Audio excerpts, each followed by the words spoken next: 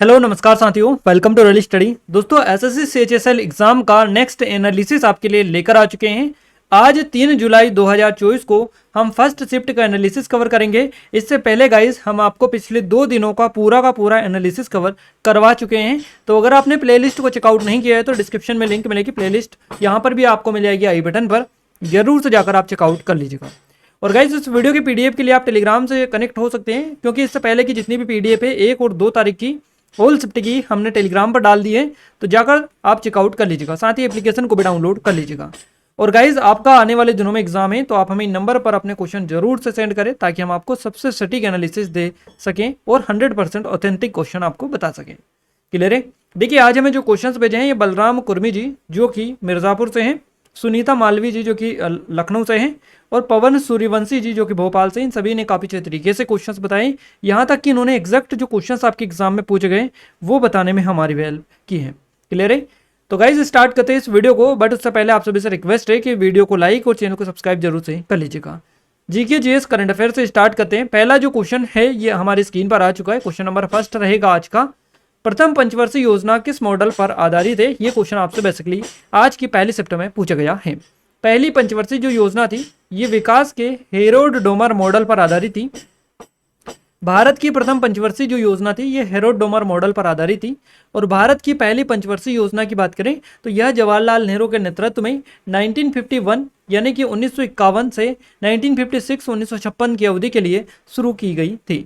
1951 से 1956 तक चली थी भारत की पहली पंचवर्षीय योजना। पंचवर्षीय जो योजना थी इसकी शुरुआत हुई थी 1951 1951 में, जवाहरलाल नेहरू के द्वारा इसकी शुरुआत की गई थी, ये आप ध्यान रखिएगा। और यह कुछ संशोधनों के साथ हेरोड डोमर मॉडल पर आधारित थी। इसका मुख्य केंद्र देश के कृषि विकास पर था।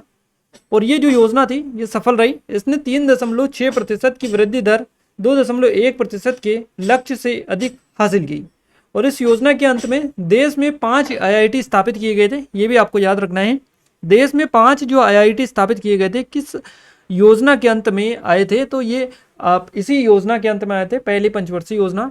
देश की पहली पंचवर्षीय योजना 1951 में शुरू की गई थी। आयोग की अध्यक्षता भारत के प्रधानमंत्री करते हैं और इसमें एक डिप्टी चेयरमैन और कई पूर्णकालिक सदस्य शामिल होते हैं। राष्ट्रीय अर्थव्यवस्था और समाज के क्षेत्रों से संबंधित आयोग के कई प्रभागों में से प्रत्येक का नेतृत्व एक वरिष्ठ अधिकारी करता है।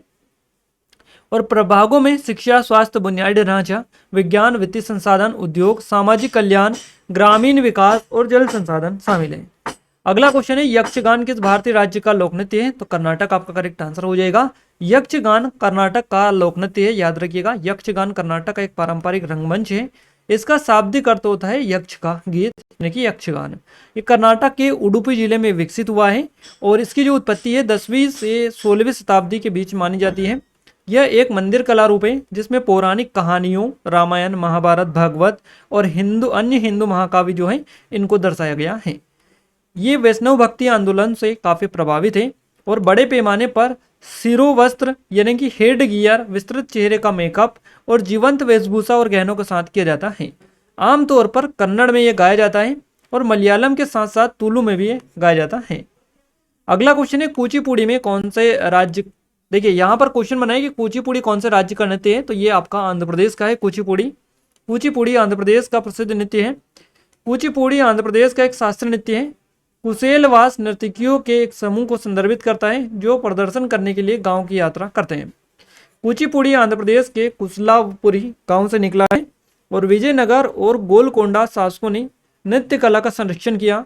प्रसिद्ध नृत्य तारंगम, जहां नर्तकी अपने पैरों के साथ पीतल की थाली और सिर पर पानी के बर्तन के साथ में प्रदर्शन करती हैं।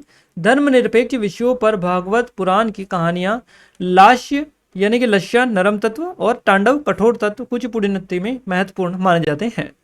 अगला क्वेश्चन पूछा गया है, जूरिक डायमंड लीग चैंपियनशिप 2023 में रजत पदक किसने जीता? तो ये नीरज चोपड़ा ने जीता, याद रखिएगा।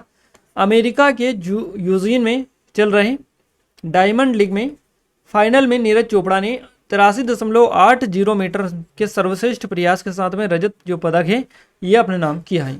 भारत के स्टार जेवलिन थ्रोवर है नीरज चोपड़ा। इन्होंने डायमंड लीग में फाइनल में जगह बना ली है। नीरज ने जूरिक डायमंड लीग में दूसरा स्थान हासिल करके यह उपलब्धि हासिल की नीरज ने अपने छठे प्रयास में 85.71 मीटर दूर भाला फेंका, जो उनका बेस्ट थ्रो रहा। नीरज चोपड़ा भारत के भाला फेंक खिलाड़ी हैं जिन्होंने 2021 टोक्यो ओलंपिक में स्वर्ण पदक जीता था, और उन्होंने 88.07 मीटर के थ्रो के साथ प्रतिष्ठित ज्यूरिख डायमंड लीग फाइनल 2022 जीता, जो उनका व्यक्तिगत सर्वश्रेष्ठ और वर्ष का सर्वश्रेष्ठ थ्रो भी माना जाता है। अगला जो क्वेश्चन बना है कुछ इस तरीके से है कि त्योहार से मिलान वाला क्वेश्चन बना था। निम्नलिखित का मिलान आपको करना है, इसी तरह से क्वेश्चन आपका बना था। क्वेश्चन आपका देखिए यहाँ पर इस तरह से है कि ओनम, कुचिपुड़ी, पोंगल और गुड़ी पड़वा। क्लियर है? तो ओनम जो है कहाँ का है, इस तरह से ओनम हो जाएगा कहाँ का, केरल का। कुचिपुड़ी आंध्र प्रदेश का भी कवर किया है हमने,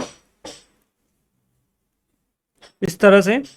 पोंगल, पोंगल तमिलनाडु का हो जाएगा, तो ये आपका तीसरा हो जाएगा। और गुड़ी पड़वा महाराष्ट्र का हो जाएगा, 4 हो जाएगा। तो ओनम ये रहेगा, कुचिपुड़ी आंध्र प्रदेश का रहेगा, पोंगल आपका तमिलनाडु का रहेगा, और गुड़ी पड़वा महाराष्ट्र का रहेगा। इस तरीके से आपको यहाँ पर याद रखना है। तो ये जो क्रम है इस तरह से है, और इस तरह से मिलान वाले क्वेश्चन आपके एग्जाम में बनते हैं। क्लियर है? अब देखिए गाइस, ओनम जो है केरल, ओनम केरल राज्य का सबसे बड़ा और सबसे महत्वपूर्ण त्यौहार है। ये फसल काटने के बाद मनाए जाने वाला त्यौहार है, और पूरे राज्य में सभी समुदायों के लोगों द्वारा खुशी और उत्साह के साथ मनाया जाता है। क्लियर है? कुचिपुड़ी की बात करें तो आंध्र प्रदेश, कुचिपुड़ी एक स्थापित नृत्य प्रारूप है जिसकी उत्पत्ति आंध्र प्रदेश में हुई है। पोंगल की बात करें तो ये तमिलनाडु का है। पोंगल, पोंगल एक प्रमुख हिंदू त्यौहार है जो हर साल जनवरी के 14वें दिन मनाया जाता है। ये तमिलनाडु राज्य में मनाया जाता है। गुड़ी पड़वा की बात करें तो महाराष्ट्र से, गुड़ी पड़वा एक भारतीय त्यौहार है जो महाराष्ट्र के लोगों के लिए नए साल की शुरुआत और फसल की पैदावार का मौसम है। अगला जो क्वेश्चन है कुछ इस तरीके से है कि भारतीय संविधान का अनुच्छेद 32 किससे रिलेटेड है। संवैधानिक उपचार का अधिकार है अनुच्छेद 32। अनुच्छेद 32 भारतीय संविधान के अनुच्छेद 32 को डॉक्टर BR अम्बेडकर द्वारा भारतीय संविधान का हृदय और आत्मा बताया गया है। यह एक नागरिक को उसके किसी भी मौलिक अधिकार के उल्लंघन के मामले में सर्वोच्च न्यायालय का दरवाजा खटखटाने का अधिकार प्रदान करता है। इसे संवैधानिक उपचार के अधिकार के रूप में भी जाना जाता है। याचिकाओं के प्रवर्तन के लिए उच्चतम न्यायालय जाने का अधिकार है। अगला क्वेश्चन है उत्प्रेक्षण। उत्प्रेक्षण क्या है? तो ये उच्चतम न्यायालय द्वारा कुछ अवर न्यायालय या फिर ट्रिब्यूनल को मामले को उचित विचार के लिए या किसी अन्य वरिष्ठ प्राधिकारी को हस्तांतरित करने के लिए उत्प्रेषण जो रीट होती है ये जारी की जाती है। यही उत्प्रेषण आपका रहेगा। उत्प्रेषण संवैधानिक उपाय है जिसे पोस्टमार्टम के रूप में भी जाना जाता है। सर्टिओररी का शाब्दिक अर्थ प्रमाणित होना है। उच्चतम न्यायालय द्वारा कुछ अवर न्यायालय या ट्रिब्यूनल के मामले को उचित विचार के लिए या किसी अन्य वरिष्ठ प्राधिकारी को हस्तांतरित करने के लिए उत्प्रेषण जो रीट होती है जारी की जाती है। अवर न्यायालय द्वारा पहले से पारित आदेश को रद्द करने के लिए उत्प्रेषण की रिट उच्चतम न्यायालय या किसी उच्च न्यायालय द्वारा जारी की जा सकती है।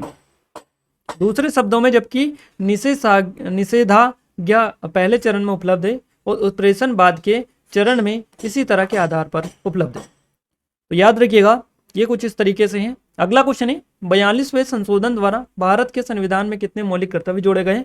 10 मौलिक कर्तव्य जोड़े गए। 42वें संशोधन द्वारा भारत के संविधान में 10 मौलिक कर्तव्य जोड़े गए। 1976 में 42वें संशोधन के माध्यम से भारत के संविधान में मौलिक कर्तव्यों को जोड़ा गया। संशोधन में संविधान के अनुच्छेद 51A के तहत कुल 10 मौलिक कर्तव्य जोड़े गए और ये कर्तव्य गैर न्याय संगत है, जिसका अर्थ है कि इन्हें कानून द्वारा लागू नहीं किया जा सकता है। मौलिक कर्तव्यों को जोड़ने का उद्देश्य नागरिकों में राष्ट्र के प्रति जिम्मेदारी और देशभक्ति की भावना को बढ़ावा देना था। रूसी संविधान ने मौलिक कर्तव्यों की अवधारणा के लिए मॉडल के रूप में कार्य किया है। मूल कर्तव्य यानी कि मूल 10 कर्तव्यों के अलावा 2002 में 86वां संविधान संशोधन अधिनियम द्वारा एक और कर्तव्य जोड़ा गया, तो इस हिसाब से 11 मूल कर्तव्य हो गए। 2003 में सुप्रीम कोर्ट के रंगनाथ मिश्रा फैसले के अनुसार मौलिक कर्तव्यों को लागू करने के लिए सामाजिक प्रतिबंधों का भी उपयोग किया जाना चाहिए। अगला क्वेश्चन आत्मनिर्भर भारत अभियान से है। आत्मनिर्भर भारत जो अभियान है, तो आत्मनिर्भर भारत अभियान के रूप में जाना जाने वाला एक आंदोलन नए भारत के लक्ष्य का प्रतिनिधित्व करता है। 12 मई 2020 को प्रधानमंत्री द्वारा आत्मनिर्भर भारत अभियान शुरू किया गया था। ये विचार भारत के लिए वैश्विक अर्थव्यवस्था में अधिक सक्रिय रूप से भाग लेने और इसकी क्षमता यानी कि इसकी दक्षता, प्रतिस्पर्धात्मकता, लचीलापन में सुधार करने के लिए मोदी प्रशासन की आकांक्षाओं के लिए एक सबको सम्मिलित करने वाला अभियान है। मिशन स्थानीय वस्तुओं को समर्थन देने की आवश्यकता पर जोर देता है।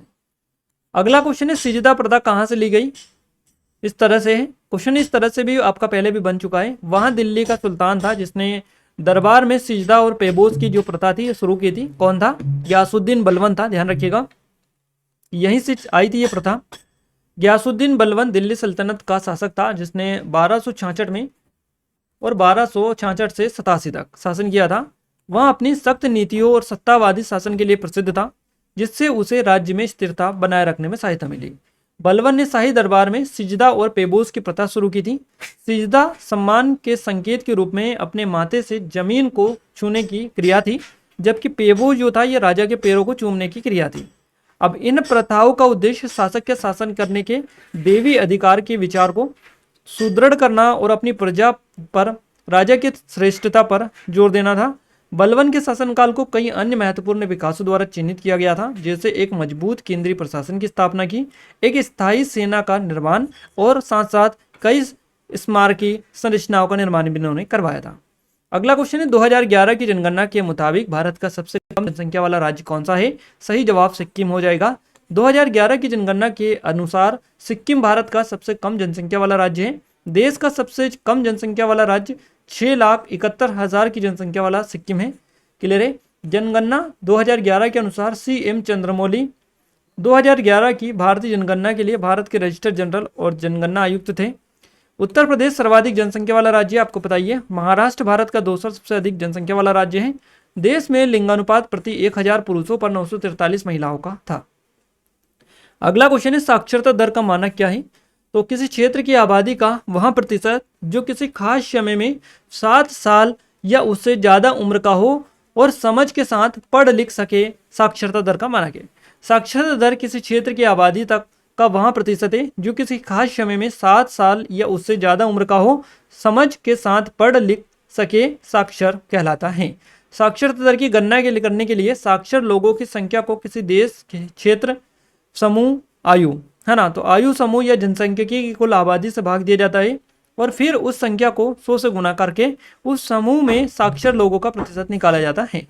साक्षरता दर को लिंग, शहर, ग्रामीण स्थान और आयु समूह के हिसाब से भी बांटा जा सकता है।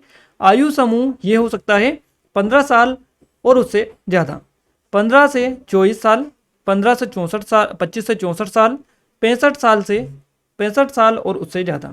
तो इस तरीके से भी ये हो सकता है, आप देख लीजिएगा। अगला क्वेश्चन है भारत के उत्तरी मैदानी भाग का पुराना जलोढ़ जो भाग है कहलाता है। भांगर इसको कहा जाता है। भारत के उत्तरी मैदानी भाग का पुराना जो जलोढ़ भाग है ये भांगर कहलाता है। क्लियर है। भांगर पुरानी जलोढ़ मृदा है जो ऊपरी जलोढ़ पथ का प्रतिनिधित्व करती है। यहाँ की मृदा ह्यूमस से भरपूर है और इसमें खनिज और ह्यूमस की प्रचुर मात्रा होने के कारण यह अधिक उपज देती है। इसमें कांकर नामक कैल्शियम कार्बोनेट नेड्यूल शामिल है जो प्रकृति में अशुद्ध है। ये मृदा बनावट में मोटी होती हैं। खादर ये जो है नदी के प्रवाह के साथ जलोढ़ निक्षेपों के कारण निर्मित नई मृदा होती है। भूमि दरार की में गाद, कीचड़, मृदा और रेत शामिल इसमें होती है। प्रकृति में महीन ये होती है। अगला क्वेश्चन है राष्ट्रमंडल में पहला स्वर्ण पदक जीतने वाली पहली भारतीय महिला एथलीट कौन है। इनका नाम है रूपा उन्नीकृष्णन। रूपा उन्नीकृष्णन जो है राष्ट्रमंडल में पहला स्वर्ण पदक जीतने वाली पहली भारतीय महिला एथलीट है। रूपा उन्नीकृष्णन राष्ट्रमंडल में पहला स्वर्ण पदक जीतने वाली, आपको इनके बारे में जरूर से याद रखना है, पहली एथलीट है ये। रूपा उन्नीकृष्णन राष्ट्रमंडल खेलों में स्वर्ण पदक जीतने के साथ साथ इन्होंने काफी सारे रिकॉर्ड भी बनाए हैं, जिन्होंने कुआलालंपुर में CWG 1998 में 50 मीटर राइफल प्रोन खिताब जीता। भारत 1934 में राष्ट्रमंडल खेलों में भाग ले रहा था, लेकिन कोई भी भारतीय महिला 11 संस्करणों में पोडियम पर शीर्ष पर नहीं रही थी। भारतीय निशानेबाज को उनकी वापसी पर अर्जुन पुरस्कार से सम्मानित किया गया।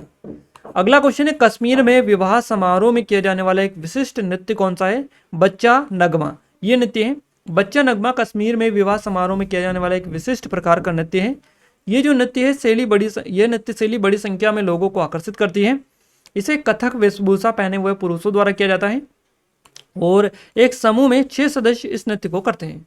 जम्मू कश्मीर के कुछ और भी प्रसिद्ध नृत्य है जैसे कि रऊफ नृत्य हो, भांड पाथेर नृत्य, हाफिजा नृत्य, नगमा नृत्य, बच्चा नगमा नृत्य और क्रो नृत्य। तो ये सारे जो नृत्य हैं इनको आप अच्छे से याद रखिएगा, क्योंकि यहाँ से आपके एग्जाम में क्वेश्चंस बनते हैं।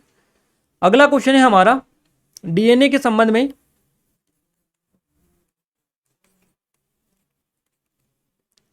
यहाँ तो आपका बिल्कुल बताना चाह रहे हैं।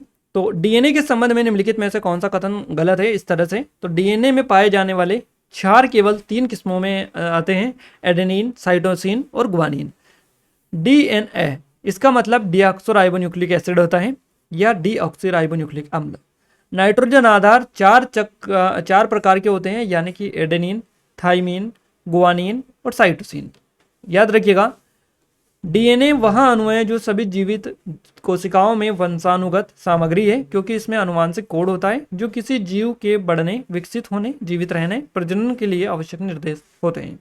इसलिए डीएनए को जीवन का ब्लूप्रिंट भी कहा जाता है।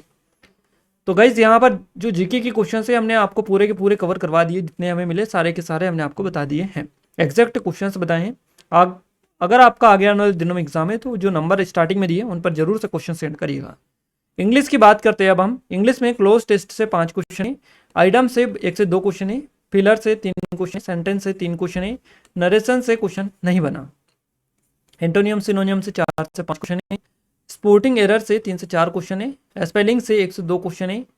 इसके अलावा पीक्यूआरएस से भी 1 क्वेश्चन आपका बना है। मैथ्स की बात करें तो एसआईसीआई से 1 क्वेश्चन है, नंबर सिस्टम से 1 क्वेश्चन है, सरलीकरण से 1 क्वेश्चन है, 2D 3D से 2 क्वेश्चन है आपका, प्रतिशत से 2 से 3 क्वेश्चन है, लाभानी से 2 क्वेश्चन पूछे गए, समय कार्य से 1 क्वेश्चन है, रेलगाड़ी से 1 क्वेश्चन है, औसत चाल दूरी से 2 क्वेश्चन पूछे गए और डीआई से 3 क्वेश्चन बने, ट्रिग्नोमेट्री से 1 क्वेश्चन है, पाई चार्ट से 1 क्वेश्चन है, अलजेब्रा से 2 क्वेश्चन है आपके, एलसीएम एचसीएफ से 1 क्वेश्चन है, बोर्डमास से 1 क्वेश्चन पूछा गया, ज्योमेट्री से 2 क्वेश्चन बने हैं, प्रायिकता से 1 क्वेश्चन है, बेलन गोला शंकु से 2 से 3 क्वेश्चन बने हैं।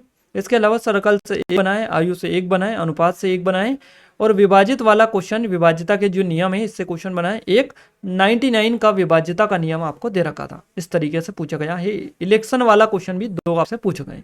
तो ये पूरा मैथ्स का है ओवरव्यू, आपको टॉपिक हम स्पेशल बता रहे हैं।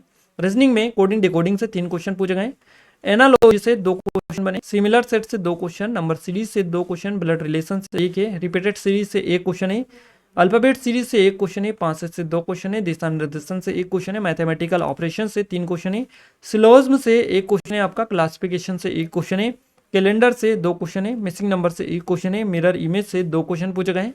अगली आकृति कौन सी होगी? 1 क्वेश्चन है। आकृति में त्रिभुज गिनना, इससे भी 1 क्वेश्चन बनाए।